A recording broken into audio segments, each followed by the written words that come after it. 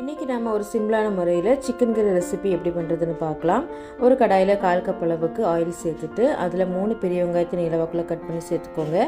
கூடவே 2 பச்சை மிளகாய், கொஞ்சமாக கருவேப்பிலை சேர்த்து வெங்காயம் நல்லா பொன்னிறமானதும் இப்போ இதில் 1 டேபிள் ஸ்பூன் அளவுக்கு இஞ்சி பூண்டு விழுது சேர்த்துட்டு இஞ்சி பூண்டோட பச்சை வாசனை போனதும் ஒரு தக்காளி சேர்த்து மிக்ஸ் பண்ணிக்கோங்க.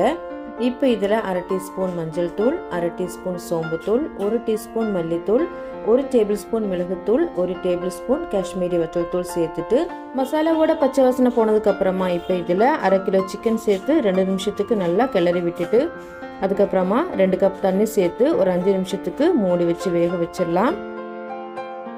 5 நிமிஷத்துக்கு அப்புறமா இப்போ இதில் தேவைக்கேற்ப உப்பு சேர்த்து 15லேருந்து 20 நிமிஷம் மூடி போட்டு வேக வச்சுக்கலாம்.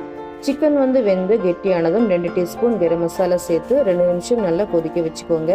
அதுக்கப்புறமா கருவேப்பிலை சேர்த்து மிக்ஸ் பண்ணிவிட்டு நம்ம ஸ்டவ்வை ஆஃப் பண்ணிடலாம்.